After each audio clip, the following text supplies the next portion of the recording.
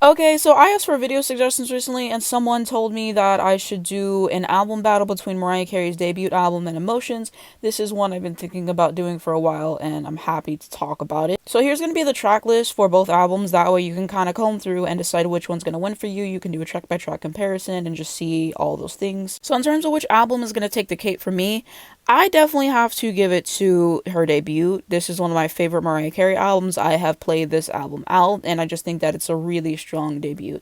You know, Mariah came and she meant business. She wrote all the songs on this album.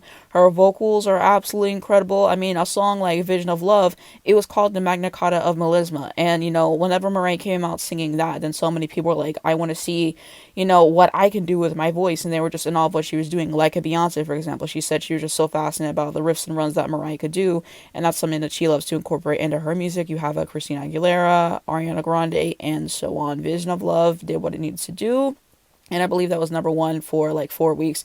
So richly deserved. Best debut single of all time. Love Takes Time is actually my favorite song on this album. I think that it's a great, you know, adult contemporary ballad. And Mariah said she wrote that song in an hour. She wanted to put it on Emotions, and they were like, you have to put it on debut. And I'm glad that she did, because if the tracklist would have stayed the same as it is, imagine Prisoner being the closer. I really like that song, but I think it just kind of would have been drawing. Love Takes Time, I feel like, wraps up the album beautifully. That bridge on there, absolutely insane. Absolutely insane. Some other favorites on this album, All in Your Mind. I mean, vocally, it's absolutely incredible. One of her finest vocal performances, in my opinion. Alone in Love is another favorite for me. The fact that she wrote this at 14 is insane. The lyrics, she literally says, swept me away, but now I'm lost in the dark. Set me on fire, but now I'm left without a spark. Alone, you got beyond the haze, and I'm lost inside the maze. I guess I'm all alone in love. Oh, she ate. Prisoner has always been a jam for me, absolutely. There's even underrated songs on this album like There's Got to Be a Way and also Sent from Up Above. Forgot Vanishing. Vanishing, huge fan favorite, and that SNL rehearsal performance she did of it is absolutely insane. So yeah, I basically named the whole album. The album is really strong. Now, I want to make the case for Emotions because I get why people would pick this album.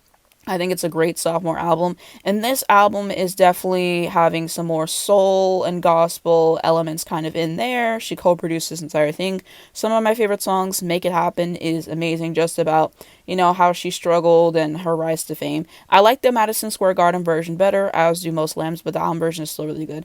Emotions is one of the finest vocal performances of all time. Like, that song solidified her as one of the best singers of all time.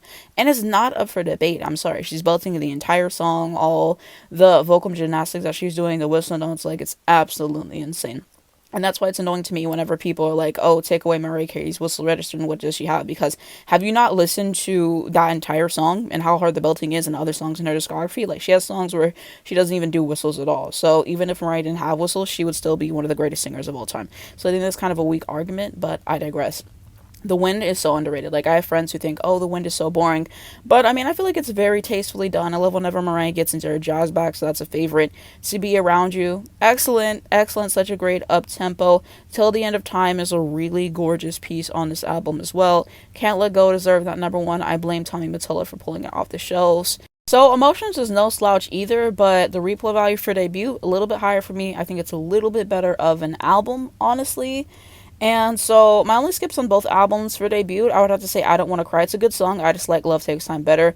And then for Emotions, it kind of depends on the day, because sometimes I can listen through certain songs. Sometimes I want to just listen to something else. Like, And You Don't Remember. It's not that bad of a song, but it's not that great. You know, I can kind of live without it because we have songs like If It's Over on the album, for example. And Make It Happen, I just replaced that with the live version pretty much. But everything else, like, I really listen to the album a lot. So, there we go. Those are, like, my kind of thoughts on both of these albums. Let me know what you guys think down below in the comments. Which album is going to end up taking it for you? I feel like a lot of people choose Emotions. I feel like I'm one of the only people who would choose debut for this. But, I mean, hey, that's my opinion. And let me know your favorite songs on both albums, and let's continue the conversation.